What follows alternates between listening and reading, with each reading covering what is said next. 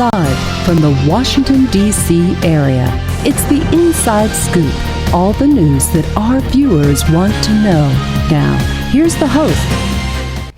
Good evening, America. Good evening, Northern Virginia. I am Mark Levine. To my left is Cesar del Aguilar. To my right is Jeff Barnett. You've got a three-way Inside Scoop host going because we have a lot of news. We have an election tomorrow, and I hope you're getting out and going to vote. Lots to talk about, gentlemen, right here in Northern Virginia and across the United States. We've got nationally, the Senate is in play. And it doesn't look great for Democrats. It's going to be tough. Are we going to make it, Cesar? You know what? I'm a little bit worried tonight, but I think overall, depending on a couple things, if the enthusiasm gets up and if turnout happens the way we need it to, I think we'll be okay. Now, Jeff, Democrats have this unfortunate problem of often not voting in midterms. We seem to do great in presidential years, at least lately, but our last really bad election year was 2010, 4 years ago. Why do you think Democrats have this trouble getting out on midterms? I think that it's all messaging. I think that Democrats primarily are out voting for a message in a particular candidate. There was a great piece by Steve Pearlstein in Sunday's Post, I don't know if you saw it, about the lack of a Democratic brand. And I think that lack of an economic brand, when the economy is number one on people's mind, that kind of drives Democrats less towards an issue-oriented campaign and more towards a personality-oriented campaign. And that is an extremely expensive campaign to run, and it runs best in a presidential year. Okay, but here's what I understand, Cesar. The unemployment rate is below 6%. Mm-hmm. The stock market hit record highs today. Gas prices are at record lows. Obviously, the gross domestic product is growing 3 or 4%. The biggest complaint people have had is about income inequality, but even the most recent statistics show consumer sentiment is up and even incomes across the board are up. If anyone's getting in the way of income inequality, it's the Republicans, right? Well, I think you're going to ask, what is the message, or what is the winning message? Why aren't people getting out and voting for this? Well, they are. Okay, and they will tomorrow. You can get out and vote. But here's the thing: Republicans do, because they do, quite frankly, a better job of connecting with the voter on emotional issues. What's the big issue out there? The Ebola scare, right? Two people in the United States of America got Doesn't matter. Ebola. Doesn't matter. 10,000 were killed by guns, 30,000 by cars. Doesn't matter. 2 not killed, but 2 got Ebola. 1's cured now, by the way. The average voter is probably not aware of some of those realities.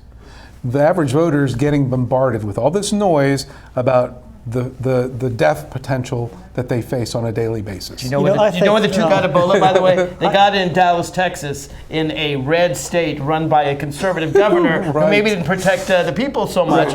But I still think it's tiny. It's negligible news. Look, you guys are both in sales. And can you tell? a prime theme in sales is the customer doesn't wants to first know that you care before they care what you know. Mm-hmm. So let's talk about democratic values. Okay. But going back to what Cesar was saying, and I think Cesar is exactly right, but I think it's a little bit more than that. Median income for households from 2000 to now is down 10%. Mm-hmm. So this image that we have of all moving up the chain over time, we haven't seen it. People haven't seen it. So only in the most recent survey, the median income is up the last 6 months or so. But over the past since 2000, that's 14 years. But that's true. And I could probably go back before that, but at least for that time, last 14 years, it's trending down 10%, and it's also down in Virginia. So. But here's my question: when you look at Democratic policies versus Republican policies, who's helping the median family more? If anything, Barack Obama tried to do a greater stimulus package, tried to give more to our infrastructure, tried to help teachers, tried to do tax cuts for working class people, and Republicans said no. I mean, even the health care program helps middle income working class people, and in Virginia at least, the Republicans have stopped that. So to the extent that people are not as wealthy or doing as well as they should have, it seems to me there's a clear party to blame, and it's not the Democrats. Well, but the Republicans will say, we'll give you a very clear economic strategy. Do nothing? Lower taxes and less government, and we'll be fine. But they only want lower taxes on the super wealthy. But try to tell me in 20 words or less what the economic strategy is for the Democratic Party. That's right. That's where we fail. And in this environment, with median income going down, and there's another factor there too. Some people call it job fear. If you have a job today, great. But if you were to lose your job today, for many, many people, where in the heck would you find another one? That's the problem. You got to Winchester, you got Leesburg, you Prince William County. A lot of people, there's only one place to work. If that place is closed, if I lose that place, I'm out of luck. Okay, fair enough, Jeff, but President Obama and the Democrats have done jobs plan after jobs plan after jobs plan, and they all die in the House. Do people not know this out in the heartland? I guess they don't. They do not know this. Well, you should know this. They do not. And by the way, if you want to call in and challenge anything we're saying, I encourage you to do so. Just give us a call at 571-749-1166. And we don't know, or they don't know it because either we don't do a good enough job as Democrats to explain the value of our positions or views, or we're just not getting through somehow through all the noise. I'm not sure which it is, but I know we at least as Democrats need to take responsibility, ultimately accountability, for getting the right message to the people. And we just don't do a good job. So let's bring it home to the elections that are occurring tomorrow. In Virginia, let's start with statewide. We have the Senate race between Senator Mark Warner, well-loved person in Virginia, governor. People seem to think he did a very good job. Running against Ed Gillespie, former chair of the Republican Party, a lobbyist. What are the issues that people are looking at? Because I haven't heard much about issues in this race. Yeah, again, I think this goes back to what Jeff said earlier. I think for people in different parts of the state, certainly up here it's jobs, certainly it's the transportation issue. You go further down, it's probably something completely different for them. Mark Warner has always been kind of the centrist, even amongst Democrats. Right. But we will support Moderate him. Democrat. And he will win. Well, he will win. He's ahead in the polls, but it's closer than we've become accustomed to. The latest poll I showed 4-point margin. That's pretty close. Yeah, I saw 7 points, but that's okay. but any single digits for Mark Warner, very popular senator. If you were to come up with a poster child for being bipartisan in the U.S. Senate, I mean, he's someone who works across the aisle and makes deals with Republicans. Right, and has tried to again and again and again, had that reputation here in Virginia. On guns, for example, a lot of liberals don't like his gun stance. So Mark Warner has tried, and for him to be attacked as being really, the deciding vote for Obamacare is kind of the bumper sticker that Mr. Gillespie uses has been very effective. His opponent, Gillespie, he's the former chair of the Republican Party, so he represents that sort of right-wing conservative views. He was a George W. Bush advisor, a lobbyist for various big money interests. Enron. For Enron, right, a big oil company that failed miserably and took a lot of taxpayer money. Yeah, people don't get that message from Democrats. What they get, what Republicans and other independent voters get is Mark Warner loves the president. President's down right now, so they're attaching him to the president. That's why his numbers are down. Or it's possible that they get the message, but they just don't hear it. The message is out there. The man is, Gillespie is a lobbyist. He's highly partisan. And if you were to ask anybody, should Congress have more highly partisan lobbyists in it? Right. They'd say no, but here's a situation because Gillespie has talked about an economic strategy for these people whose economic livelihood is at risk to themselves. And Mr. Warner has been allied simply with President Obama and Obamacare, and not with really a strategy. Here's the thing, though, that I don't understand. Democrats running away from the Affordable Care Act, from Obamacare, and maybe it's the name, the pejorative name, Obamacare. But I look at a place like Kentucky, in the race with Mitch McConnell. Right. Now, Virginia is one of those states where the Republican legislature has refused to allow any poor or middle-class people to get health care. It's free. The federal government's providing it. It costs nothing. Thousands of Virginians could take advantage of it. And the Republican legislature said, no, we don't want your free money. We'd rather have people be sick and die in Virginia, even though it costs nothing. So it's very hard for Virginians to understand the benefits they could get. But in Kentucky, a more conservative state than Virginia, let's face it, Virginia's a bluish, purplish state. Kentucky's a sharp red state. Mitch McConnell, the majority leader, the guy leading the repeal against Obamacare, was asked, would you get rid of Kentucky's Obamacare, called Kentucky Well, Net? it's not called, you're right, it's not called It's Obamacare. called Kentucky Net in Kentucky. Right. And he said, no, it's helped a lot of people. Right. And they said, that's Obamacare. Oh, I repeal No. Obamacare. Right. So he's relying on people being ignorant. That's beautiful marketing and messaging, by the way. And Relying Jeff and on people's ignorance. Jeff and I have talked about this. It's how you sell your ideas to people. And there's a difference between the two parties. The Democrats, I will go out on a limb and say we are very cerebral and we care about facts. I don't think the other side really does in terms of it's about winning. And if you can have that situation where you have the same solution called Obamacare in this state or other state, and it's called something different, that's a branding. That's okay. The Think about that. irony is that I know on my radio show, I have people from Kentucky call in, people who told me they hated Obamacare until they saw its implementation Right. in Kentucky. Right. And people got health care for the first time in their lives, and they love it so much that the head of the Republican Party in the Senate is afraid to actually change it in Kentucky. But see, that's our problem as Democrats. We don't attack and we don't call out the folks that do that sort of thing. Another dynamic here, though, is that the people who can be most helped by these programs you're talking about don't vote. But that's the other thing. Look at the numbers. Yeah, I'm- during these off And I don't well, know and that too many especially- people watching our show are undecided. I suspect people watching our show are partisans, partisan Democrats, partisan Republicans. And my question is, why aren't Democrats voting this year? We're tired after 6 years of the same president? Is it because it seems that after 6 years, any president, by the way, whether it's Bill Clinton or George Bush, they seem to have a hard time. They call it the 6th-year itch. People just decide, I don't need to vote. Yeah, well, it's more difficult to get people excited about voting for something that they kind of support versus getting them fired up about something they really hate. And for the Republicans, they still have Obama, the president, as a target. This is a boogeyman. When we come back, I want to deal with the Northern Virginia congressional race, the 8th congressional district race. I actually ran in the primary of that race.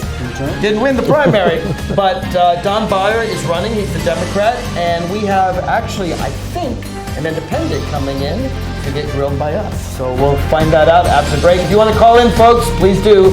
Back after this.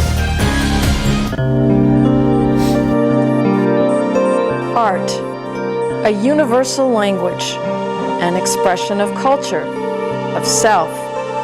And now, thanks to Empowered Women International, a way for emerging and established immigrant and refugee artists and artisans to find hope to earn a living while enriching the lives of all of us. Empowered Women International, making a better America every day. For more information on Empowered Women International's educational programs or to make a tax-free donation, contact cfrip@aol.com.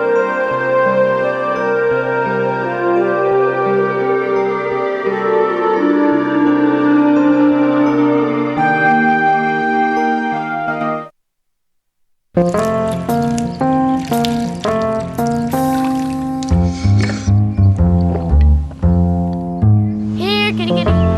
Here, kitty, kitty, kitty. Here, kitty, kitty. You'd think it would be easy to tell which kids have trouble with their eyesight. But that's not always the case.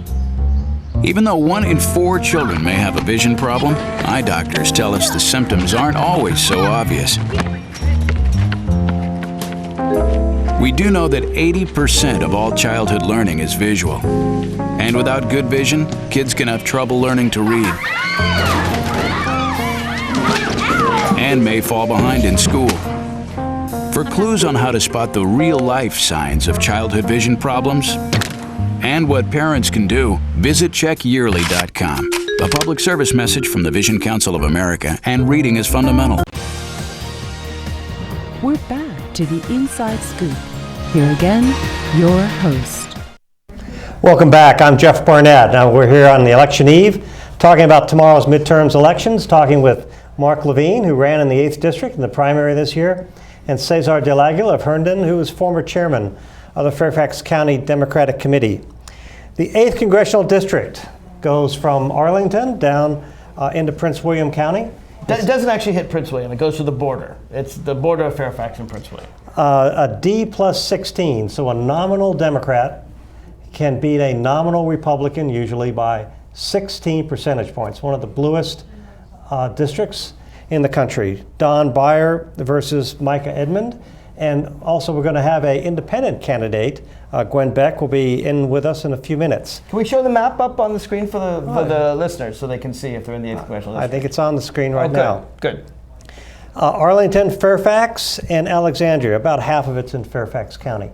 When you were walking the 8th, okay, what were people talking about?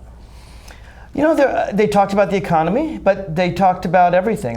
They talked about schools. They talked about civil rights for women. They talked about immigrants. They talked about unemployment. They talked about unions. I talked about, I heard everything. I mean, some people talked about marijuana. Some talked about guns. Some talked about women's right to choose. I really heard a wide variety of topics.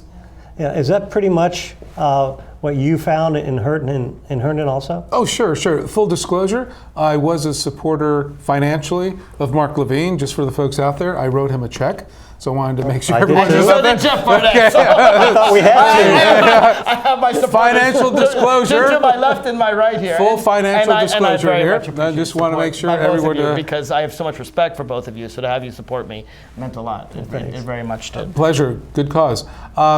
I think Northern Virginia, just like the 8th, the 11th, and certainly the 10th, the economy, jobs, our proximity to the federal government, I mean, that has a huge impact on the economy here locally. So that's, I think, what people are really talking about. Two more things people mentioned. Federal workforce, lots of protections for the federal workforce, particularly in time of sequester when people were being so mistreated. And transportation issues, because we're growing very, very fast. Right. And people wanted to make sure that we had the highways and also an extension of the yellow or the blue line to help people travel. You know, really, when you talk about federal workforce, that's not something that I hear very much. I don't see it. I don't see it in the newspapers. They care about it in the 8th, absolutely. Well, what do they care about? I think they care about, first of all, the fact that the federal workforce hasn't gotten wage increases when the rest of the economy has. I mean, the rest of the economy is growing. We talked about that, but due to the Republicans in Congress, we've had this sequester that has really kept down the federal workforce.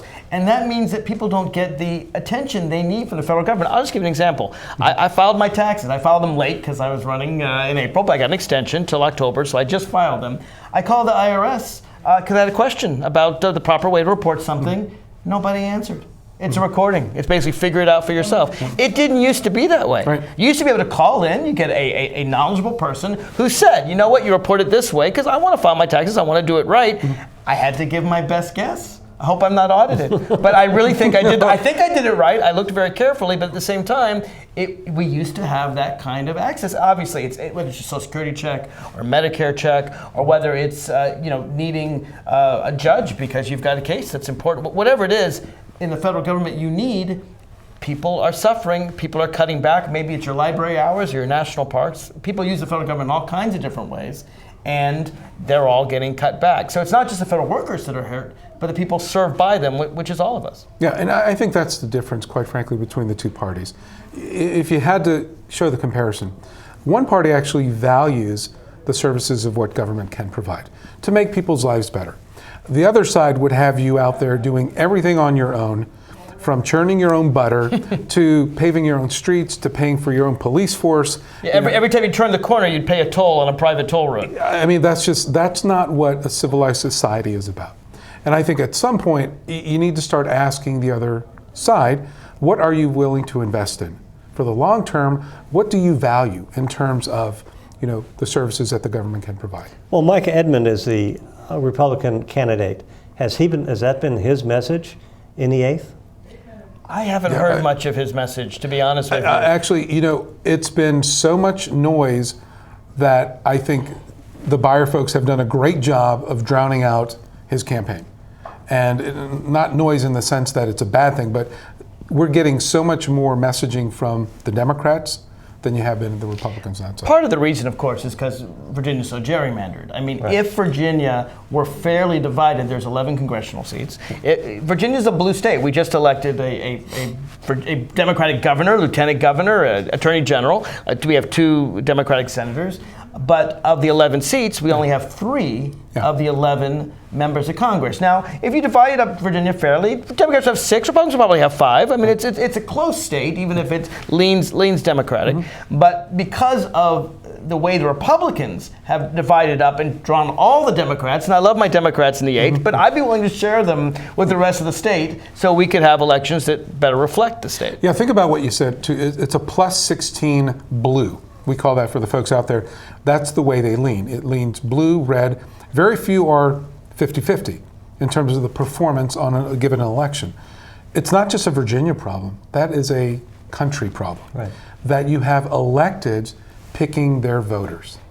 Hey, you're a Republican. I'll trade you these precincts because they're red for these precincts that are blue. What have I just done? I've shored up my next election. The voters don't choose the politicians choose the voters. Bingo. That's a real problem in our democracy. And I would hope that we could all, Democrat and Republican, come together and have non-partisan districting. Districting that ensured as close to 50-50 Republicans and Democrats as possible, and then let the battle of ideas win. That's how you get stuff done. Yeah, and we're going to have to redistrict here in Virginia because of a court case. Correct. I think it's the 3rd congressional district. But it may, Bobby Scott's district, they basically put all the African Americans in one district.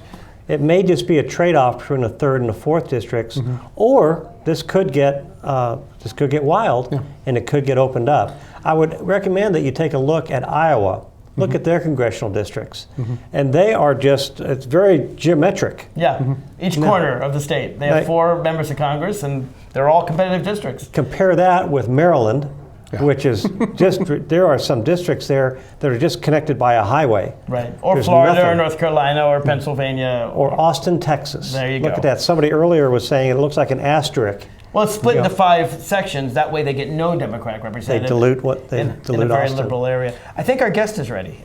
Gwendolyn Beck is here, the independent running for the 8th congressional seat.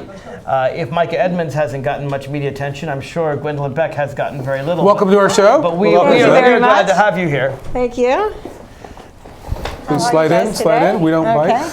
Okay. There's giving the thumbs up. Okay. Well, Gwen, I'm Jeff Barnett. Hi, Jeff. Nice to meet you. Nice to meet you. Well, what do you expect to have happen tomorrow? Well, I think it's going to be a very exciting day. I know that some polls have been taken, that people have been called for the polls, but the polls haven't been released, which of course is very good news for me. So I'm expecting very good results. I think that the American population is tired of the gridlock in Congress and what's been happening with the Republicans and the Democrats, and they're ready to send an independent just to help them break the gridlock and to help get Congress working again. How would you be different from Don Beyer and Micah Edmonds? Well, I'm not beholden to a party. So if you vote for Micah, he's going to be beholden to the Republican Party. He is a pro-life, endorsed by the Tea Party Republican. And Don Beyer is very close to President Obama and his policies. So on my campaign, we have the disappointed Democrats, the moderate Republicans, and the middle-of-the-road independents. So I'm going to be different because I'm going to be able to build the coalitions that we need. Because in Congress right now, it's so close with the Republicans and the Democrats, and there's not one independent there. And if there is an independent there, they're going to have to work with that person to get their vote, and it's going to cause the two sides to work together. And that's what I'm hoping to do, to bring them together. On your website, what you talk about is fiscal responsibility, that being your number one issue. Mm-hmm. So can you talk about that a little bit for how I guess balancing the federal budget? How would you like to do that? Well, on the issue of balancing the federal budget, I think that the federal budget is like a household budget. Some years you're going to have excess money, some years you're going to be even, and then some years you're going to have something big product that you need to buy. So let's say in your home, if you buy a car or a refrigerator, you're going to go into debt. And I think we're in that situation, except for with the US government, we do things like go to war, and that puts us in debt. But think about the late 90s. We had a surplus in the federal government and our debt, and that was because of the internet. We had so much money coming in. We had a great new product, and we were going around the world selling it. So we did have excess money. And so I think we need to balance our budget the same way we would our household budget. I don't think we can back ourselves into a quarter and say we're going to absolutely balance it in 10 years or 15 years. So one thing we did is we went to war, Right. but we cut taxes. The average family wouldn't necessarily purchase a house and stop working. So how would you rank our priorities in terms of investing? What's your highest priority investment that you would want to see? Education. Good. Education, we need to create jobs, and we need to fix our infrastructure. And I think that an infrastructure bank is the right way to go. And there has been, that idea has been put on the table before, and it's a great idea. But again, we're in a Congress that's not getting anything done. There are all of these fabulous ideas and simple things that we can do to fix our economy and to make us stronger and to make us better and to get us back to work, and we're just not Now to help the doing it. infrastructure and education and all these things that liberals want, but liberals are willing to spend for them. You want to cut back. What would you cut? Well, I think what we need to cut is the stupid spending. I mean, we spend a lot of money. On what? Well, let's see. The F-35 program is the largest acquisition on the planet, okay, in the world, at $1 trillion, and it's not working very well. So we have a lot of money there. I think at the end of the day, they're going to fix the F-35 program, but there's a lot of money there. There was $1 billion spent on the rollout for the Affordable Care Act. $1 billion, and then they went and fixed it. How? By calling one of our great companies in the United States of America to come in and fix it. We need to get rid of the things that are just stupid money. And government workers are the first people to stand up and say, hey, even what I'm doing really doesn't need to be done. We have, let's say in the So Department would you of cut Agriculture. the federal workforce? No, I don't think that's necessary to do that at all. I think we need to shift them around, and I think we need to start listening to the federal worker. I think that they don't get enough credence for what they do because they are fabulous workers, but look at their management. I mean, Congress and POTUS is their management. So they're constantly dealing with whoever the next political appointee is that doesn't know what they're doing, and we need to fix these problems. I mean, we look at the Department of Agriculture. There is a department there that gets the crop reports from Australia. Do you know they still, in 2014, fly to Australia to get the crop reports? And all they need to do is call Australia. In fact, today we could probably Google it, and they're the first person to say, you know, we probably don't need this. So we can fix this easily. Well, and it was easy talking with you. Thank you, Gwen. Thank you. And the best of luck to you. Good luck. Thank you very much. And I'm sure Coming on. you had a great time out on the doors. Oh, it's great. I love the people of the 8th District of Virginia. It's just fabulous. We people. all do. Yes. We'll be back in 2 minutes. Yes.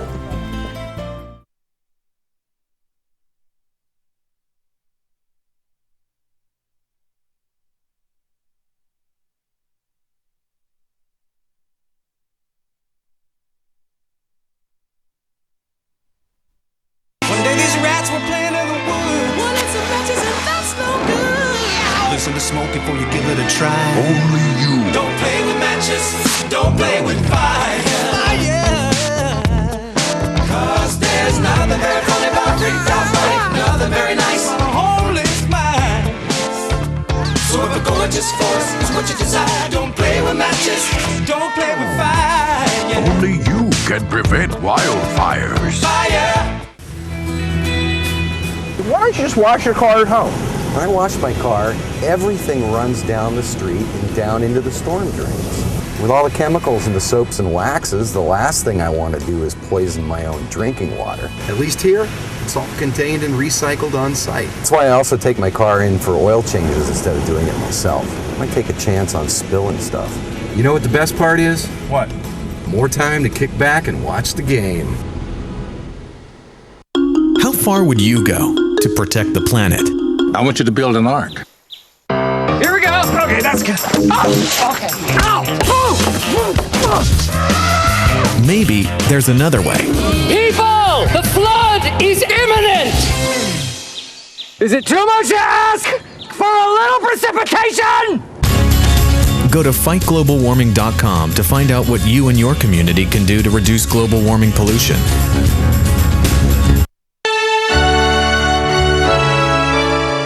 Somewhere around the world, there are men and women of the armed forces risking their lives, helping rebuild communities after natural disasters, collecting toys for needy children, tutoring kids in school.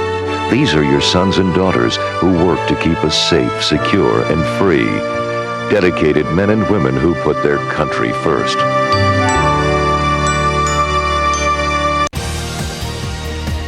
We're back to the Inside Scoop. Here again, your host.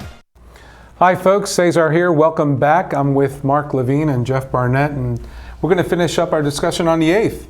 So we met the candidate, Gwen. Who else is left in this race, Mark? Don Byer's the guy that beat me, so I probably know the most about him. I really didn't know Don Byer prior to this race. I met him during the race. We had some differences. Obviously, I wouldn't have run if we didn't have some differences. But let me say this about Don Byer. He's a very smart person. I think he's a very dedicated person. And I think that he stands for most of the democratic values that I stand for. Again, we had some differences, but I think he will stand up and vote a solid blue vote. And if you are a Democrat and you care about that in this district we talked about, D+16, you're going to want a Democrat to represent you. Yeah, I just, my impression of him over the years is, I don't know that he's beholden to anyone. I think he's got a mind of his own. He's going to do what he thinks is right for his constituents. I think he's an independent thinking kind of guy. Obviously, he's a Democrat, so we share those values, but I don't think there's anyone telling him what to do. Do you guys have any ideas as to, we throw around these numbers, D+10, D+16, R+4. Why is the 8th, what about it makes it a Democratic district? If I can take a first shot at it. Oh, you go. Let me tell you That's why. a great question. Well, first of all, I think it comes down to the density and the diversity equals Democrat. So DDD, right? I just made that up. I hope you like it. I like it. I want to trademark that. Yeah. We'll call it 3D. 3D. I want $5 for any time anyone uses that. Here's the thing, because when you have more density, you have more ethnically diverse people, especially the proximity to the city, mass transit. You have all these things converging. That just makes people a little bit more open to their fellows, their ideas. So that, to me, means Democrat. When you have the density and the diversity, that's where you have the Democratic districts. So let me follow on. I completely agree with Cesar. I think what density means, when a lot of people live in close proximity to each other, they need government more. They need government to sort out mass transportation, high rises, rents. Yep. You care about the environment. If you live in the city, you want to make sure that your water's clean. You want to make sure, and diversity. Democrats have always stood up for people of all diversities, whether it's black, white, Latino, whether it's gay, straight, whether it's women's rights. Right. Democrats, if you look at the southern Virginia, you find much more rural areas, much more areas that live the same way they did 50, 100 years ago, which is a very conservative idea. And so I think that absolutely, I think that with density, diversity, I couldn't have said it better, 3D. I'm going to give you credit for the 3D because I didn't tie that all together. Well, there you go. So we're working together. We'll share the equity on that. But the closest race in Northern Virginia is not the 8th. The closest race is the 10th congressional district between John Faust and Barbara Comstock. You ran in the 10th against Frank Wolf, who had represented it for many, many years. Very tough race against a long-standing incumbent. Now there's no incumbent, but it's still a district. Well, tell me about the 10th district. Well, first, after our race, Frank and I talked, and Frank said that he thought that he and I ran the most positive race in the country. That's not what we've seen. No, in this case. The Comstock-Faust race has been ugly, and that's very unfortunate. The 10th is a marvelous district. It is what's called an R+4. So again, a nominal Republican will defeat a nominal Democrat by 4 percentage points. When I ran, it was R+2, but the gerrymandering that happened. That's right. Every Democratic precinct in Fairfax County that I won transferred mostly to Jerry Connolly. Right. And his to the 11th. Right. To Is he running unopposed, Jerry Connolly? Pretty much. No, he has. I haven't heard of his opponent. Let me take that back. I'm not worried about Jerry Connolly. Yeah, well, let me tell you, that he's still out there. You know, Jerry, he's the James Brown of the Congress, right? He's out there working, knocking on doors, getting his message out. He will win that race. Well, Jerry has spent $1 million on this race thus far, and he has another $2 million in the bank. Wow. So he's kind of put out the word to people that he's not taking this for granted. Right. And you shouldn't. And so look what happened to Eric Cantor, guys. Right, that's true. Excellent. Majority leader of the Republican Party and still lost the primary. But the difference is, Congressman Connolly, he is at every public event in his district. He is ubiquitous. Oh, he was at most of our events, and that's what I mean. But let's get back to the 10th, because this is the closest race in all of Virginia. Right. It's even probably closer than the Senate race. Tell me about John Faust. Tell me about Barbara Comstock. This is your home. Right. This race, the 10th district, was won by Cuccinelli by 1 point over Governor McAuliffe. Mm-hmm. It was won by Mitt Romney by 1 point. Tough for Democrats. Over Obama. But just barely tough for Democrats. Well, yes, but again, I would assert to you that Terry McAuliffe was a pretty middle-of-the-road Democrat, and Mr. Cuccinelli was pretty far-right Republican. Right, and that was a very close race in the 10th Congressional District. I'll give you another example. The western part of the district is in the valley, Shenandoah Valley. Yep. So there you're talking Frederick County. Beautiful area, by the way. It's a marvelous area. In fact, you go out there for the Apple Blossom Festival, big parade. You know, the Apple Blossom apple industry used to be very big out there. That's another one of those industries that's been globalized, really out of existence. But anyway, still got a great parade. I'm sorry, I lost my little train of thought here. We're in the Shenandoah Valley, the district, western.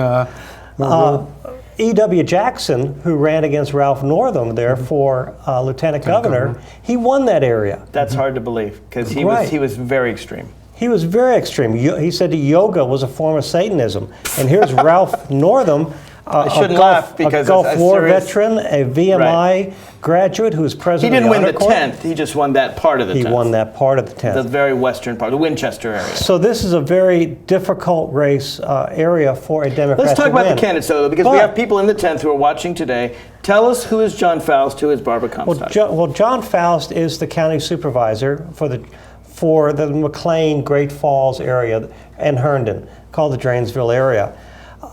And he's done a marvelous job there, been on a job there for 7 years now. Heads the budget committee at a very difficult time in Fairfax for balancing the budget, and he's done so. Yep. He's the kind of guy with whom I have just the highest respect. Even had a fundraiser at my house, because I know he's extraordinarily honest and he gets things done. In this campaign, as far as I can see, he's made one slip up.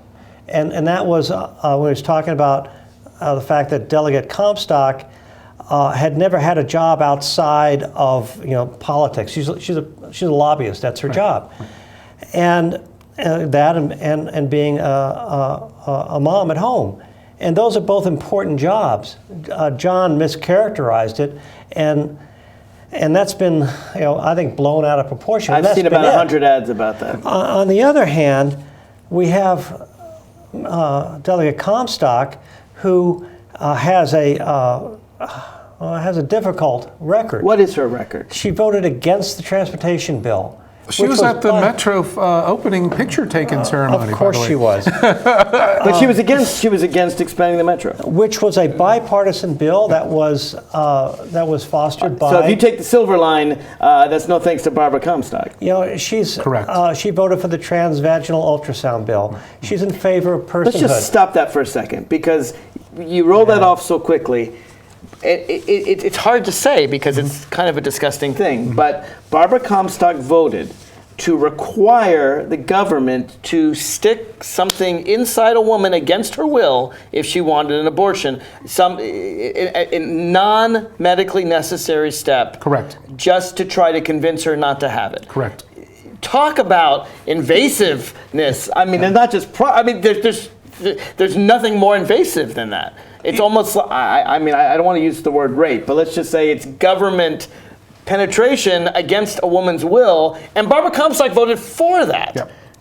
But again, we get that. It's so shocking, it's hard to even say. But see, what you just described is the difficulty Democrats have getting their message out. Right. And because you tell the truth and it sounds like you're being disgusting. Again, because we're facing an area here where people do, as we were saying before, they have job fear. Medium incomes are under attack, and especially in the western part of the district. And so they're looking for an economic message. Right. And from the Democratic Party, they really don't see an economic message. Right. And so it's working class people in the western part of the district that the Democrats have lost. Correct. And that's the majority of the district. And they're turning us off. Should President Obama be doing something different in this election? I mean, he's kind of staying away from the close districts. He's raising money. Could he be making this economic message better? I don't think in the 10th, if we're talking about the 10th, no.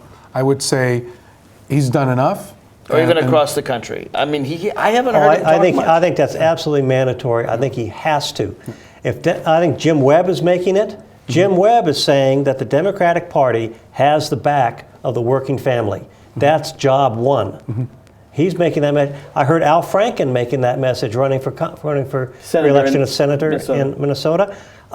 In Oregon, making that message. Jeff Markley. And I think if you're making that message, that resonates with people. They need to know that you have their back on their number one issue, that you hold them number one. However, we have been tarred, Democrats have been tarred as being the liberal party, with Republicans being the conservative party. I don't see liberal as a bad word. Liberal to me means looking out for working class people, believing in the American dream, believing in equal opportunity. I don't see it as a bad word. America is a center-right country, and twice as many people self-identify with being conservative and with being liberal. If you get a whole crowd of people and you said, are you conservative or liberal, twice as many people will say conservative. Do you think we should give up trying to reclaim the name? I think what you do is a rebrand. Let me tell you, if you're a corporation, progressive, you're for progress. You are for progressing our country forward. For progressing the middle class, the working family. There you go. That's the type of messaging that's not done. And then you show how Obamacare fits under that. Then you show how clean I think you show a sick child, and you say, should this child have a chance to live or not? Democrats believe that this child with leukemia should get health care. Republicans don't think she should. We're too cerebral to do that. Show a dirty river and say Democrats want to clean it up. Republicans want to pollute it further. I mean, look at West Virginia with the company Freedom Industries that ruined the water supply for everybody. Republicans support lack of regulation. Give specific examples. That's what I want to do. Well, that all span from the middle class. There you go. There you go.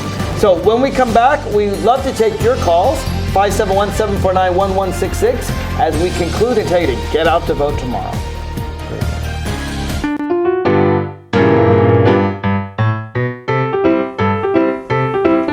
There's more than just books at the library.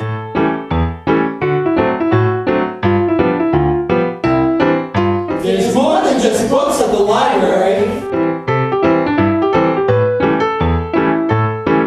Excuse me. There's more than just books at the library.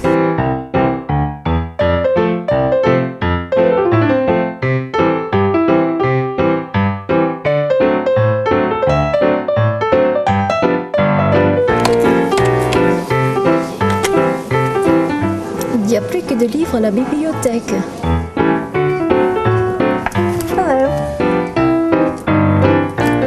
A lot of great books here today. You know there's more than just books at the library. I know. There's more than just books at the library. I don't want to be hooked to a machine. I want all the medical treatment available to me. I wouldn't want my family to have to make this decision. My doctor knows what's best for me. An advance directive is your life on your terms. Talk with your family.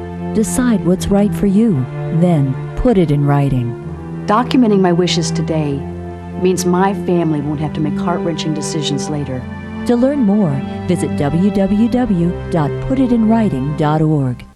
1,200 American youth run away from their homes every day. The National Runaway Switchboard is here to help. 1-800-RUNAWAY. If you are a runaway, thinking about running away from home, or a parent or guardian concerned about issues facing your child, call us 24 hours a day. 1-800-RUNAWAY. In times of crisis, hope is just a phone call away. 1-800. We're back to the Inside Scoop. Here again, your host. Welcome back to the Inside Scoop. I'm your host, Mark Levine, joined with my wonderful co-host, the former chair of the Democratic Party in Fairfax County, Cesar del Aguilar, the former candidate in the 10th Congressional District, Jeff Barnett. My three colleagues, it's wonderful doing a show with the two of you because glad to be here. So I wanted to ask you, since you're the expert on all things 10th Congressional District, a little bit more about, we talked about John Faust, a little bit more about Barbara Comstock. She was a lobbyist. Who was she a lobbyist for, John? Well, she is a lobbyist. I mean, that's how she makes her living. And again, as a member of the House of Delegates, that's only a part-time job. I think it pays, what, $17,000 a year. You have to have a job. And so her job is as a lobbyist. And so she works in the Virginia legislature at the same time as she's lobbying for people who have business in the Virginia legislature? And that's the problem. You wouldn't think that would be legal. Well, what Virginia does is Virginia has very lax laws. As long as you disclose it. And it puts it up to the people to kind of hold their elected officials accountable. But do people even know? Who does she lobby for? Well, that is a problem. One of the people for whom she lobbies is called the Workforce Fairness Institute, which is an industry group that is anti-union, in essence. She's taken from them over the past few years somewhere between $160,000 and $300,000 or $360,000 from these people. So it's not a small amount of money. So she uses that to try to lower workers' wages, to try to make their working conditions worse. Well, the problem to try to is make it harder for ordinary Virginians. Which is her right to do. Her right to do, but people should know that she does it. That's the problem. She did not disclose it. That's the problem. She did not disclose it. And so it's, we can all say, look, that's your profession and that's what you believe, fine. But when you take money from these people and put it in your pocket, we're not talking about money that goes into your campaign fund. Money goes directly into your pocket, and then you take their legislative initiatives and you submit them as your own, and they're passed. So they basically own her. And you don't. So if you think that working class people need to get less wages, if you think that their jobs are too easy, if you think that they need tougher working conditions and they need to spend more time away from their families and not have time off, if you are against overtime, if you think that people need to work weekends, vote for Barbara Comstock. Well, Barbara also took $85,000 from the Romney campaign as an advisor to them. And again, she is a partisan lobbyist, and that's what she does. But again, she didn't disclose it. And that's part of this troubling message or theme with Delegate Comstock, where she's taking the money and not disclosing it. And the question is, are people going to hold her accountable for that? And right now, according to the polls, that's not going to happen. Well, hopefully people will get out and vote tomorrow and make a difference. It has been extraordinary, the ground game that the Democrats are doing in the 10th. It's something that I've never seen before. It's good. If you go to, let's say, the McLean office and you said, hey, I'd like to go out and canvass for you, they'll tell you, well, all of the packets are done. We don't have anything, go somewhere else. They've had an extraordinary ground outfit. So, these polls, people who are behind, always say, well, the polls are suspect. But in this case, it's possible that is very much the case. It's just a question, will people turn out? Do you care who represents you in government? One of the things that I always get that really drives me crazy, particularly in my race where 8% of registered voters voted, 8, no, not 18, 8, is that I heard so many people constantly complain about the government. Congress is terrible. I agree Congress is terrible, but if you don't vote for your member of Congress, how can you complain about Congress at all? I mean, it just seems to me in a democracy, you want to complain about your government, vote, and then complain all you want. Yeah. Well, a lot of people will be complaining about their government in this election because they're holding President Obama culpable for what they see is going wrong in the country. You may not agree with that, but in a lot of these elections at this level, it's not the person who's running. It's the very top of the ticket. People are trying to send a message. How many people in 2006 to be fair to the voted president, how many people in 2006 voted against George President W. Bush? No question. But to be fair to the president, in all the close Senate races, and I know you've been studying them, Jeff, you'll find that the closest races, the races where Democrats are likely to lose, where are they? They're in West Virginia, they're in Montana, they're in Arkansas, they're in Louisiana, they're in Alaska. They're all in states that voted for Mitt Romney by 10 to 14 points. The senatorial candidates are actually running better than Romney did in 2012 because they're 4 points behind, 5 points behind. That's still not good enough to win. But I wonder if we do lose tomorrow, if people call it a wave election, if they'll note the fact that South Dakota has always been a red state. So Montana's a red state. We'll know based upon North Carolina, which is a red state. We'll know Kentucky, red state. That will tell us whether or not there's going to be this wave of the Republicans. Show the map. I fear we're going to lose Montana, South Dakota, and West Virginia. People have already sort of written off. Right. Arkansas and Louisiana are going to be tough. Again, because we've got two great Democratic candidates there, Mark Pryor and Mary Landrieu. They're running very good races. And I think Mark Begich is running an exceptional race in Alaska. He's going to every last Aleutian Island, it appears, and hunting down people. But those are all very red states. It's tough for a Democrat to do well in those states. I think Kate Hagan will pull it off in North Carolina, but again, it's a red state. Really, the only blue states that are close are New Hampshire and Colorado, and those are purple states. Those are states that tend to vote for George Bush and also vote for Barack Obama. So there aren't really any solid blue states that we're worried about. And I just wonder when people write about this election if they'll remember, I think 2014 is a tough year for Democrats, and Democrats really have to get out and vote, particularly because of that. But then the question is, and we're back to the original thing, why is this a tough year for Democrats? Because you look at many of the indicators for the economy, and you understand why the economy is bad to begin with, because it wasn't George W. Bush, it was Republican policies of President war, Obama needs to get out there deregulation. and say, are you better off than you were 6 years ago?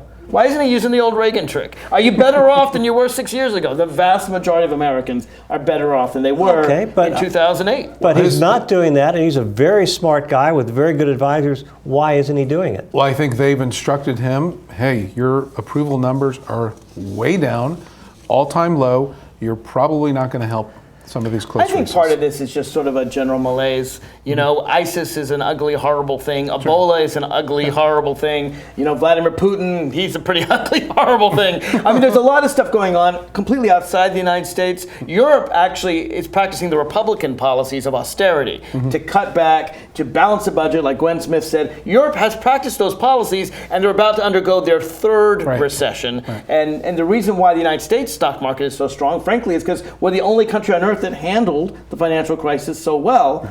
Europe's in crisis, Japan, China, the rest of the world. We saved the auto industry from going belly up. That was President Obama.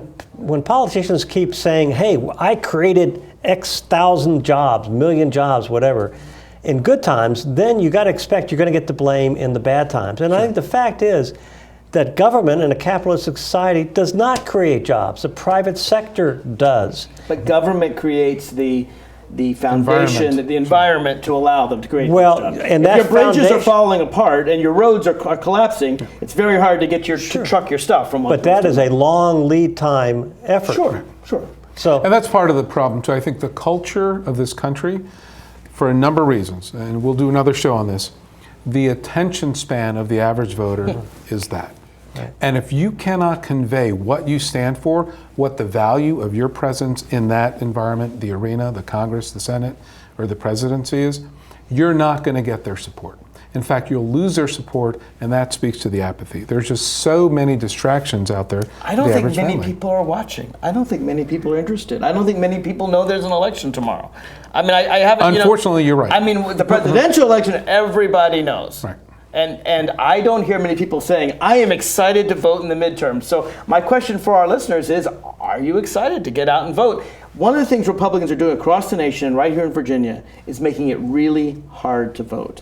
They're requiring a photo ID. And let me just tell a story from my campaign that really drives it home, because I think for those of us that have a driver's license, we think, well, why doesn't everyone have a driver's license? Let me tell you a story about a campaign worker who I have not paid. I haven't closed my election campaign down yet. I owe this guy $700. Why haven't I paid him? I wrote him a check way back in May. He hasn't cashed my check because he doesn't have a picture ID. He went to try to get a picture ID and they said, you need a birth certificate. He went to get a birth certificate and they said, you need a picture ID. This young man, 22 years old, born in Washington, D.C., as American as apple pie, cannot legally get an ID. He cannot legally work. He has to find odd jobs. He wants to do the right thing. He doesn't have a clear place of residence. He's struggling. And he's got $700, and then actually my lawyer said I can't pay him in cash because the FEC doesn't want me to pay him in cash.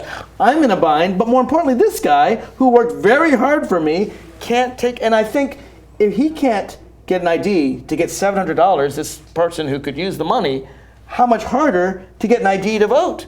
This guy can't vote. He's lost his right to vote, and it's not his fault that he's poor. You know, if you're middle class, your parents go in with you when you're 16, you get a driver's license like mine did, it's really easy. But if you're like this guy, and so now the Republicans are basically saying to, 10% of Virginians don't have a photo ID? Something like that? At least 300,000. Okay, that's 300,000 people. The Republicans have said, sorry, forget this Constitution here. You don't get a right to vote. The Constitution doesn't apply to you. And this idea that they can just write people off, I find it offensive. Yeah, well, I think it's a tactic. If you're losing some of the arguments on the merits, then you try to limit the number of people that are going to vote. If you have more people voting, more representation at the ballot box. Including poor people, including young people, including the elderly who can't get out of their house. Bingo.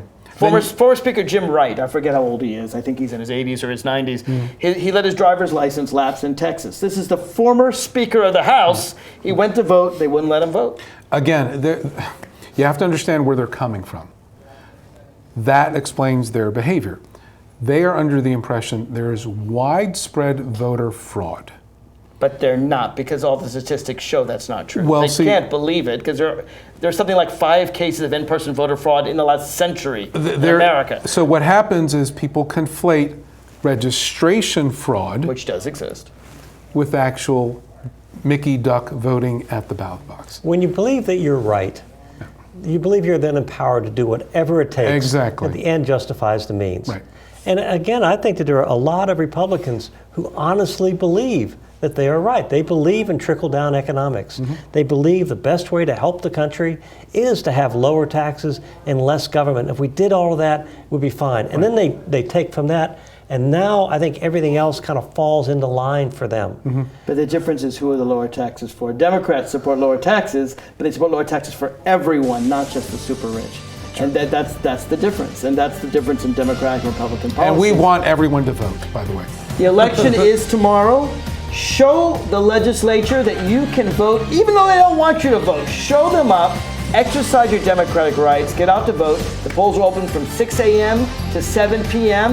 And if they tell you you can't vote, you call me, you call anyone. Democrat or Republican Party, you make sure you get your right to vote. On behalf of Cesar del Aguila and Jeff Barnett, I'm Mark Levine. Thank you for watching.